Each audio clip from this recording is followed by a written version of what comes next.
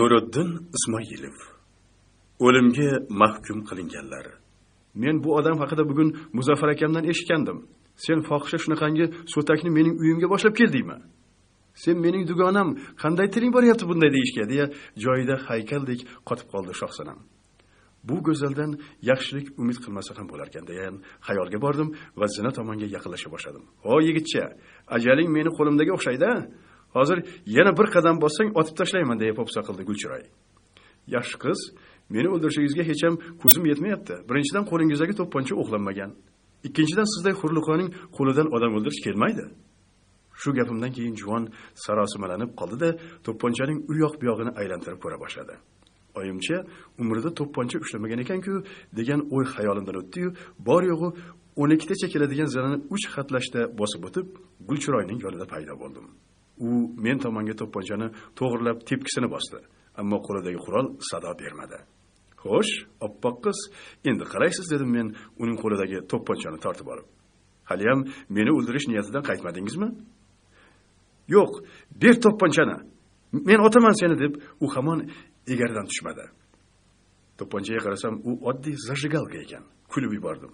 "Mana marhamat, yana bir marta urinib ko'ringchi, balki bu safar u sizni uyaltirib qo'ymas." Juvon qurolni qaytarib olganidan keyin uni menga o'qtalib tepkisini bir bosganda og'zida alanga paydo bo'ldi. Bu shunchalik kulgili chiqdiki, men tugul pastda bizni kuzatib turgan Shohsanam ham yuzini bekitganicha qotib-qotib kula boshladi. Yonimdagi hurliqo esa yig'lab yubordi. Yig'i-yu kulga aralash qurama ovoz 3-4 daqiqa davom etdi. So'ng men o'zimni qo'lga olib, juvonning bilagidan ushladim. U qo'limni siltab tashladi. "Ja, nozik niholmisiz deyman", deya qo'lidan mahkamroq ushladim. U menga o'qrayib qarab, "Qo'yib yubor", dedi. "O'zingizni bosing. Sizga shaddodlik yarashmas ekan. Esingizdan chiqarmang. Endi siz mening asiramsiz", dedim men uning yuziga jiddiy tikilib. Shu qarashimdan u birdan yuvvosh tortib qoldi. "Faqat biz zinalardan tushayotganimizda erim o'ldiradi seni", dedi past ovozda. Shohsanamning dugonasiga qarashi mutlaqo o'zgargan edi. Boyagina dugonasini ko'rganidan shodon porlagan ko'zi endi qahr-g'azabga to'lgandi. U Gulchiroyning asta sochidan silagan kishi bo'ldi-da, keyin birdan yuziga shapaloq tortib yubordi. "Agar meni yana bir marta shunday deb atasang, tilingni sug'urib olaman, tushundingmi?" deya baqirdi. "Bunday suluvning senga qanday tanishchiligi bor?" deya so'radim men Shohsanamdan. "Bu bilan men bitta institutda o'qiganmiz. Bitta xonada turardik. Qalin dugona edik. Oramizdan qil o'tmasdi. Men mana shuning kasriga qolib shunday ahvolga tushib o'tiribman. Bu oyimchani Muzaffarning yigitlaridan biri ko'rib qolib, xo'jayiniga tortiq qilmoqchi bo'lgan. Bu haqda o'sha chayonga ham aytishgan. Olib kelish to'g'risida shefdan fatvo berilgach, nima sababdandir buni ko'rgan yugurdak qolib, boshqalari yotoqxonaga kelishgan. Aksiga olib, o'shanda bu oyimchi yo'q edi. Baloga men qoldim. Haligilar meni aldab pastga olib tushdilar-da, mashinaga o'tkazishib, burnimni ho'llatta bilan berkitishdi. Keyin men hushimdan ketib qolibman. Ko'zimni ochganimda esa chayonning dachasida edim. Chayon menga qo'lini ham tekkizmay yugurdaklariga tortiq qilib yubordi. O'sha voqeadan 3 oy oldin singlim yo'qolib qolgandi. U go'zallikda mana bu tannozdan deya Shohsanam qo'lini digiz qilib Gulchiroyni ko'rsatdi. 100 chandon ortiq edi. Axtarmagan joyimiz qolmagandi. Bir kuni chayonning dachasida stol ustida bir dasta rasmlarga ko'zim tushib qoldi. Ularni birma-bir ko'rayotsam, ichida singlimning ham rasmi bor ekan. Uni oldimda o'zimni go'llikka solib, yugurdaklardan bu qiz kimligini so'radim. Uning aytishicha, qaysidir yugurdak singlimni chayonga tortiq qilibdi. Ammo singlim chayonning aytganini qilmay yuziga tupuribdi. Shundan keyin alamiga chidolmagan chayon bechora qizning qorniga pichoq tortib yuboribdi. Shohsanamning ko'zidan tinmay yosh oqa boshladi. Biroq u o'kirib yig'lamadi. Ichidan kelayotgan yig'i ovozini qaytarib ichiga yutdi. Men baribir chayondan qasdimni olaman", dedi u qo'lini musht qilib tugib. "U hammasi uchun javob beradi hali." Men nima deb yupatishni bilmay unga baqirayib qarab qoldim. "Mening aybim nima?" dedi shu payt Gulchiroy yig'lamsirab. "Sening aybing", dedi Shohsanam. "Dugonangning sochidan burab Islobodxonaga itqitgan shu iflos bilan bitta to'shakda yotganing. Sening kasringga qolganim. Bo'ldi, qo'yib yubor buni. Nasib etsa, aybdorning o'zidan qasdingni olasan", dedim men Shohsanamning qo'lidan ushlab. Keyin, "Ering qayerda hozir?" deb Gulchiroydan so'radim. "Bilmayman", dedi u yelka qisib. "Unda hozir seni o'ldiraman-da, ana u darvozaxonada cho'zilib yotgan ho'kizning quchog'iga tiqib qo'yaman." Ertalab ering keladi-da, sharmandalikka chidolmay sening murdangni maydalab, go'shtingni itlarga tashlaydi. Agar shunga ko'nsang ixtiyoring, deya men yonimdan pichoq chiqardim. Yo'q dedi qo'rqib ketganidan ko'zi olayib ketgan juvon. Dachadan telefon qilishib, uni so'rashgandi. Menimcha dachaga ketgan. Shunday odobli xotin ekanligingizni bilardim. Endi o'sha dachaga o'zingiz yo'l ko'rsatib borasiz, xonim. Qani, yo'lni boshlang deya miyig'imda kuldim. Biz tashqariga chiqqanimizda tong yulduzi charaqlab turardi. Ortimga burilib, bu hashamatli binoni ham yoqib yubormoqchi bo'ldim. Ammo darrov shashtimdan qaytdim. Chunki vaqti kelib, bu binodan yaxshigina bolalar bog'chasi chiqishi mumkin edi. Darvozaga suyanib, hamon inqillab yotgan ko'rshapalakni ko'chaga chiqarib tashladim. Gulchiroyni yonimga, Shohsanamni esa orqa o'rindiqqa o'tkazib, mashinani yurg'azdim. 1 soatdan mo'lroq yurganimizdan so'ng toqqa yetib keldik. Tong hali endi g'ira-shira o'tayotgan edi. Mashinani ko'zdan panaroq joyga to'xtatdim-da Shohsanamga. Men biror 2 soat uxlayman, dugonangga qarab tur dedim. U xo'p degandek boshini silkadi. Mashina o'rindig'ini yotqizib, ko'zimni yumishim bilan uyquga ketaman. Tushimga oppoq matoga o'rangan onam kirdi. Uning yuzi mungli edi. Men onamga kechiring deb aytmoqchi bo'laman, ammo hech ovozim chiqmaydi. Onam bo'lsa boshimni silaydi. Qo'li bilan yumshoqki, yoshligimdagi kabi erib ketaman. Bolam, ko'p qiynalding, lekin bo'shashma. Ular otangni o'ldirisha olmaydi. Sendan qo'rqishadi. Hozir otang qorong'i zax joyda, deydi onam. Men otamni albatta qutqaraman demoqchi bo'laman, lekin yana ovozim chiqmaydi. Onam birdan qayoqqadir yo'qolib qoldi. Men shu zahoti uyg'onib ketdim-da, o'rnimdan sapchib turdim. Yuzimga xavotir aralash qaragan Shohsanam, "Nima bo'ldi?" deya so'radi. "Hech narsa" dedim men, peshonamni kaftim bilan silab. "Endigina 1 soat bo'ldi. Yana biroz uxlasangiz ancha tetiklanardingiz" deya Shohsanam yelkamdan nozikkina ushlab orqaga tortdi. Hali uyqum o'chmagan edi. Ko'zim yumilib ketayotgandi. Shu bois Shohsanamning gapiga kirib, yana boshimni yostiq o'rindiqqa qo'ydim.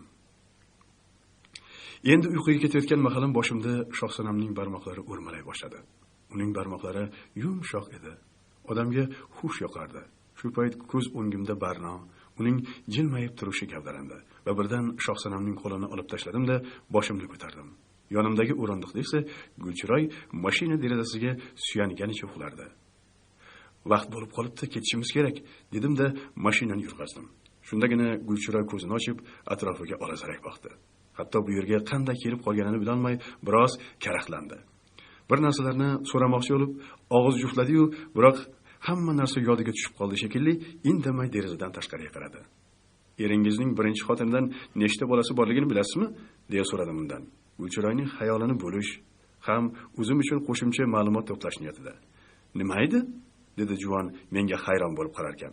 "Har qalay kundoshingizning kimligini, uning nechta bolasi borligini bilish sizni qiziqtirgan bo'lsa kerak. Kundoshim qarib, hech narsaga yaramay qolgan. 2 qiz va 1 o'g'li bor. O'g'li narkoman bo'lib ketgan. Muzaffar akam o'g'lining narkoman bo'lishida xotinini aybdor hisoblaydi. Faqat bolalari borligi uchungina xotini bilan yashaydi. Meni bo'lsa, yeri ko'kka ishonmaydi", dedi Gulchiroy g'o'dayib. "Lekin ho'kizga ishonar ekan-da", dedim men uni mazax qilib. "U nihoyatda sadoqatli odam edi. Hali Ashur akaning ruhi sizni tinch qo'ymaydi. Albatta erimning changalidan qutulib qolgan taqdiringizda ham. Eringizni o'zi Xudo urib qo'yibdi. Uning boshiga men bo'lmaganimda ham o'g'li yetardi. O'lgan ho'kiz masalasiga kelsak, agar shunday odamning ruhi meni ta'qib qilsa, dunyo ostun-ustun bo'lib ketadi." Gulchiroy qovog'ini uygan ko'yi jimib qoldi. U haqiqatan ham Ashur ho'kizga qattiq achinibdi. Qiziq. Men unda achinish hissi allaqachon o'lib ketgan deb o'ylagandim. Xato qilibman. Har qalay buning yuragida ham mehr degan narsadan bir misqol bo'lsa-da bor ekan. "Esingdami?" deya so'rab qoldi bir mahal Shohsanam dugonasidan. "Birinchi kursda o'qiyotganimizda Bahrom degan bola bo'lardi. Vohalik. Seni sevib qolgandi. Sendan issiqlik chiqavermagach, agar rozi bo'lmasang, o'zimni mashina tagiga tashlayman degandi. Sen uning gapiga e'tibor ham qilmaganding. Irodasi yo'q, bunday qila olmaydi deb o'ylaganding. Lekin uning irodasi bor ekan. Haqiqatan ham mashina tagida qolib o'ldi. Unga ozgina bo'lsa ham yuraging achimadi. Qaytanga battar bo'lsin, shilqim. Qutulibman. Men boshqa o'zimga mos shahzodaga turmushga chiqaman deding. Endi qayerdagi go'rso'xtiga kuyinyapsanmi? Turmushga chiqqan odaming sen aytgan shahzoda chayonmi? Gulchiroy battar mulzam bo'lib qoldi. Aftidan u shoxsanam bu gaplarni esidan chiqarib yuborgan deb o'ylagan bo'lsa kerak. Chayonning tunda yonib kulga aylangan dala hovlisiga 1 kilometr qolganda men mashinani to'xtatdim-da qizlarga tushishni buyurdim. "Mana", dedim Gulchiroyga qarab. "Sizning asiralik muddatingiz nihoyasiga yetdi. Eringizning oldiga bemalol borishingiz mumkin." Shu gapimdan keyin juvonning yuzi yorishib ketdi. "Faqat bir narsani eringizga albatta yetkazib qo'ying. Mabodo otamning sochidagi birgina tola uzilsa ham, eringiz avval bola chaqasi-yu, sizning xudoyingizni o'tkazadi. Undan keyin esa o'zining murdasi itlarga yem bo'ladi. Tushundingiz-a?"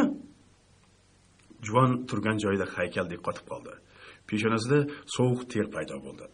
Men uning holatiga parvo ham qilmay, mashina kapotini ochdim-da, motor moyini barmoqlarimga surtib, Gulchiroyning yoniga keldim. Hamda oppoqqina yuziga 4 ta qora chiziq tortdim. Juvon mening qilig'imdan yig'lab yubordi. "Endi haqiqatan o'zingga o'xshading", dedi unga qarab kulgan shoxsanam. "Boravering, xonim, sizni eringiz intizorlik bilan kutmoqda", dedim men. U kafti bilan yuzini berkitganicha yugurib ketdi. Men shoxsanamga "Yur" degandek imo qildim. Biz daraxtzor oralab, Gulchiroyni kuzatganicha uning orqasidan keta boshladik. Juvon bir yuguradi, bir sekillashadi, qora bo'lgan yuzini yengiga artadi va shu bilan yuzini tozalagan bo'ladi. Aslida esa betini battar xunuklashtirib qo'yadi. Shu ahvolida 1 kilometr keladigan joyni naq 20 daqiqada bosib o'tdi. Nihoyat "Kimsan?" degan ovoz yangradi. Biroq juvon javob bermay yo'lida davom etdi. "Ov, to'xta!" deb baqirgancha daraxtlar orasidan kimdir chiqib uning yo'lini to'sdi. "Kimsan?" dedi yo'lto'sar Gulchiroyning yaqiniga kelib. "Tanimayapsanmi?" deya baqirdi unga juvon. "Ey, yanga, kim sizni bunday ahvolga soldi? Ishing bo'lmasin, erim qayerda?" "Narigi dachada." "Meni tez u yoqqa olib bor." "Hop" degancha yo'lto'sar daraxtzor tomonga qarab, "Pista!" deya kimnidir chaqirdi.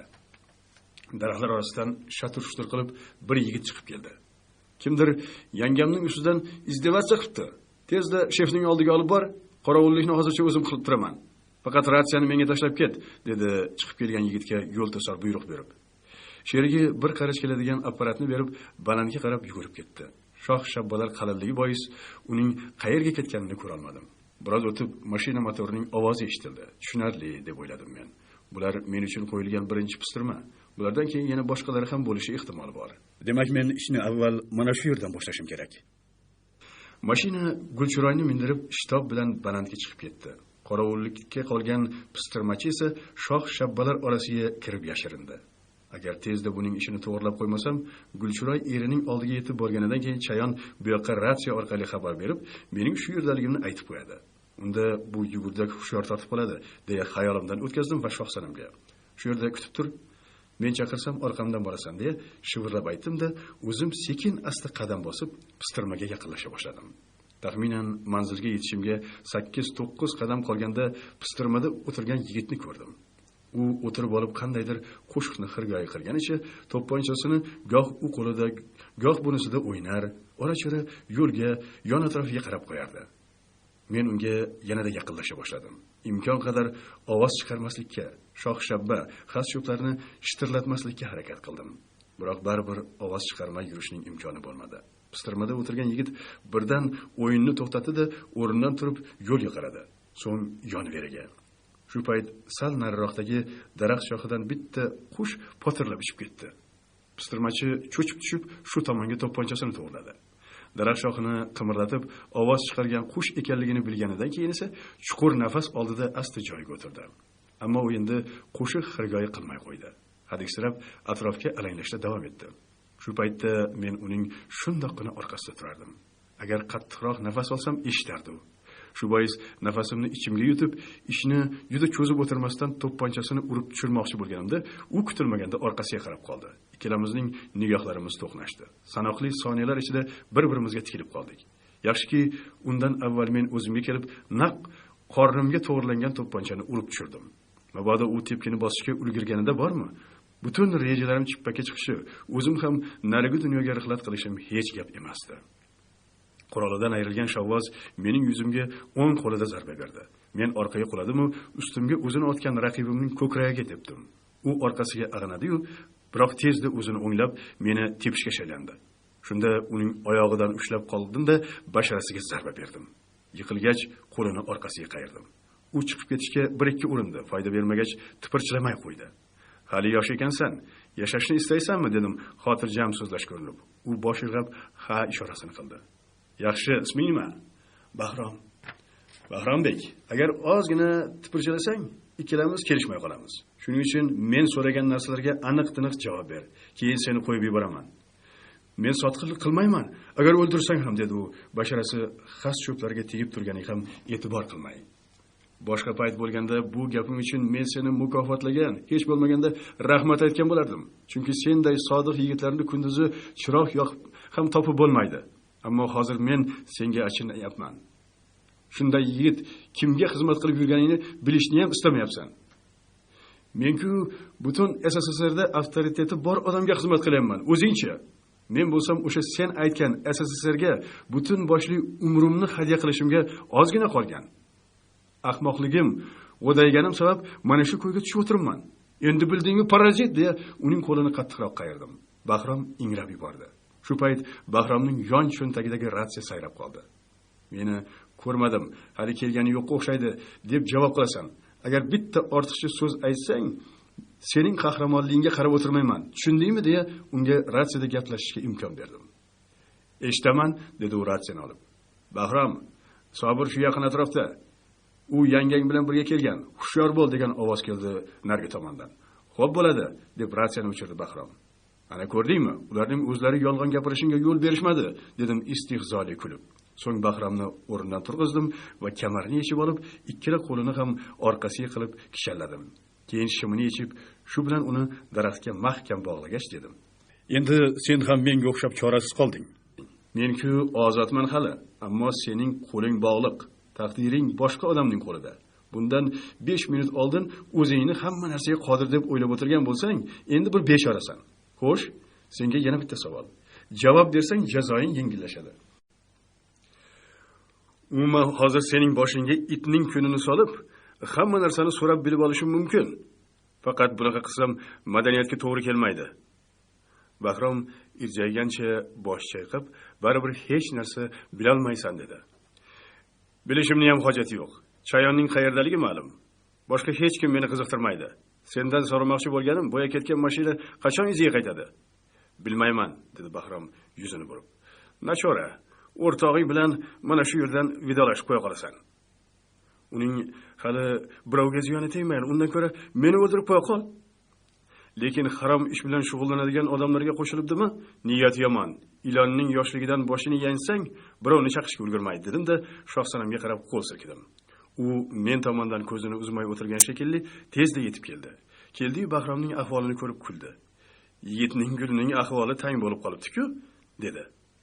"Siz bu yerda nima qilib yuribsiz?" so'radi undan Bahrom ajablanib. Ular bir-biriga tikilib qolishdi. Niyohlarining bunday sirli to'qnashishida nimadir yashiringanga o'xshardi. Shohsanam baliqchi vazifasini bajarayotganda ehtimol ularning orasida nimadir bo'lgandir. "Sobir aka", dedi Shohsanam menga murojaat qilib, "bu Muzaffarning yigitlar orasidagi eng vijdonli yigit. Agar vijdoni bo'lganda bu yerda sanqib yurmagan bo'lardi. Qani ketdik", deb men Shohsanamning qo'lidan ushlab yetakladim. Ammo u yurishni istamas, har zamon orqasiga qayrilib Bahromga qarab qo'yardi. "Uni yaxshi ko'rasanmi?" deya so'radim Shohsanamning yuziga qaramay. U javob bermadi.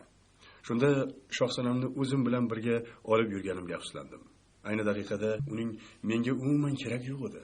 Qaytanga tashvish keltirishi mumkin. Biroq hozir tashlab ham keta olmayman. Agar u bilan Bahrom o'rtasida yaqinlik bo'lsa, men ketganimdan keyin u albatta Bahromning qo'lini yechib yuboradi. Boshimga qo'shimcha tashvish orttirishni esa istamayman. Yo'l yoqasiga chiqqanimizdan keyin ham Shohsanamning yuziga qaramadim. U bir narsalarni aytib, menga tushuntirib bermoqchi ekanligini sezib turardim. Lekin undan hech qanday tushuntirish olishni istamadim. Umuman menga uning Bahrom bilan qanday aloqasi borligi qiziq emasdi. Xayolimda bu qizni qayerda qoldirib ketsam ekan deb o'ylardim. Biz bir pas turganimizdan so'ng bo'yab Gulchiroyni olib ketgan mashina qaytib keldi. Haydovchi 10-15 metrlar chamasi narida mashinani yo'l yoqasiga to'xtatdi. O'zi esa ildam qadamlar tashlab biz tomonga yaqinlasha boshladi. Oramizdagi masofa 1 metr qolganida uning qarshisiga chiqdim. U to'xtab hayron bo'lgancha menga tikilib qoldi. Ishlar qalay dedim uning dovdiraganidan foydalanib. U birdan yonidan qurol chiqarishga shoshdi. O'sha zahoti uning qo'lidan ushladimu jag'iga musht tushirdim. Shohsanam kutilmaganda qo'lidagi kaltak bilan uning boshiga savalab qoldi. Bechora boshini ushlaganicha bu ko'rib yo'lda dumalay boshladi. Men Shohsanamga g'azab bilan qarab qo'ydim-da, bir qo'lim bilan yigitning og'zini yopdim. Ikkinchi qo'lim bilan esa belidan ushlab ko'tardim. Daraxtzor ichiga olib kirganimdan keyin ham u og'riq zo'ridan ingrardi. Darrov uning ham kamarini yechib olib, qo'lini daraxtga qo'shib bog'ladim. Og'ziga esa ko'ylagini tiqib qo'ydim. Chayonning narigi dachasiga borishni bilasanmi deya so'radim Shohsanamdan yigitning mashinasiga minganimizdan so'ng. Shu yo'l orqali tog' tepasiga chiqiladi. U yerda ikkita yo'l bor. Biri pastga, ikkinchisi Chayonning dachasiga olib boradi. Lekin tog' tepasidagi har qanday narsani Chayonning dachasidan turib ko'rsa bo'ladi. Ular har qalay tanish mashinaga indashmasa kerak, dedim unga jilmayib qarab. Muzaffarning yonib ketgan dachasiga yetmasdan yana bitta pistirmaga duch keldim. Bu yerda ham ikki kishi meni poylab turgan ekan. Ularning ikkalasi ham mashinani ko'rib birdan yo'lga chiqishdi. Birini otib tashladim, ikkinchisini esa pichoq ko'ksini kesib o'tganidan keyin hayot bilan vidolashdi. Shundan so'ng tog'ning yarmiga chiqqanimizda Shohsanamni mashinadan tushirdim. Men ham borayin. Hech ham sizga xalaqit bermayman deb urasa yanimda. Biroq men unamadim. Men-ku kutilayotgan xavfni bir amallab bu xavfdan qutulib olishim mumkin. Biroq uning yosh joni uvol bo'lib ketishi hech gap emasdi. Har qalay kelgusida bir dunyo orzulari bordir. Yana singlimning qasdini olaman deb o'zi ham o'lib ketishi ahmoqlikdan o'zga narsa emas. Tog' tepasiga chiqqanimdan so'ng Chayonning dachasi ko'rindi. Buni bir qarashdayoq bilib olish mumkin edi. Sababi tog'ning bu yonbag'ri yakkam-dukkam butazorlar bo'lib, faqat bir joyda g'ujg'on daraxtlar o'sganligi yaqqol ko'zga tashlanardi. Shubhasiz, o'sha joy Muzaffarning ikkinchi qarorgohi edi. Buni aynan shu tomonga qarab ketgan yo'ldan ham bilib olsa bo'lardi. Mashinani ikkinchi tezlikka qo'yib, sekin boraverdim. Ko'zim bir yo'lga qarasa, bir o'sha g'ujg'on daraxtzorga qaraydi. Vujudimda ozgina hayajon bor. Bu Muzaffar uning yigitlari bilan duch kelishim, qon to'kilishidan emasdi. Balki otamning yuziga qanday qarayman? Bolam, sen meni shu ko'yga solib qo'yding desa, qanday javob qaytaraman degan o'y mahsuli edi. Mashinani Chayonning dachasiga yetmasdan to'xtatdim-da, pastga tushib, yonimdagi ikkita to'pponchani nazoratdan o'tkazib, asta-sekin dacha tomonga yaqinlasha boshladim. Dacha oldidagi 4-5 chog'li yigitlar meni ko'rishdi. Aftidan ular o'zlariga tegishli bo'lgan mashina nega birdan to'xtab qolganligiga ajablanishib, durbin bilan menga qarashdi. Shundan so'ng bittasi qo'lidagi ratsiyaga nimadir dedi. Qolganlari men tomonga to'pponcha o'qtalishdi. Men esa birdan o'zimni ulkan xarsang tosh orqasiga olib yashirindim.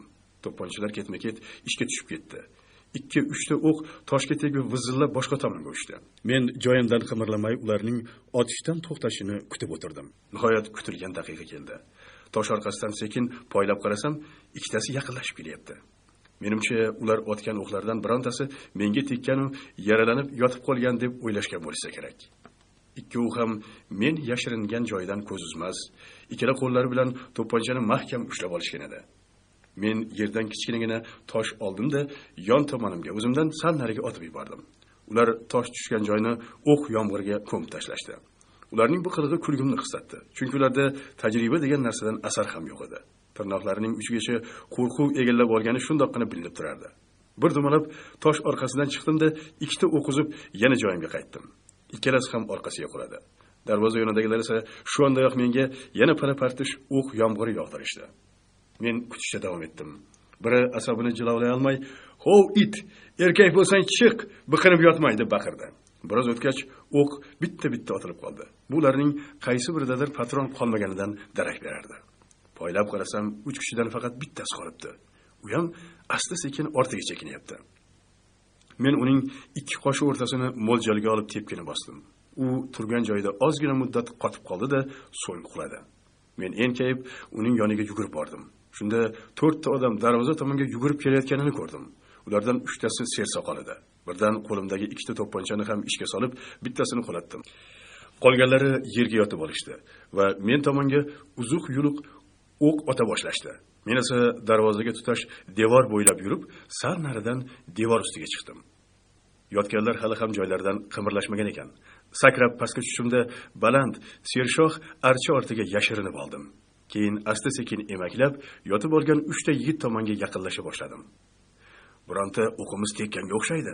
Jimib qoldi dedi sersoqollardan biri rus tilini buzib gapirib, Kavkaz ohangida. Tegmagan dedi uning yonida yotgan yigit.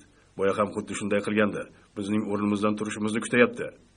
Bu paytda men ularning yonginasidagi buti ortida edim.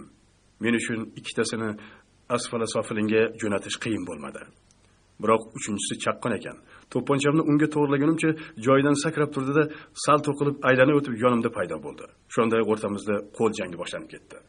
U avval meni sambo usulida ikki oyog'ini belimdan o'tkazib yerga yig'natdi. Tepmoqchi bo'lganida yumalab o'tib ketdim.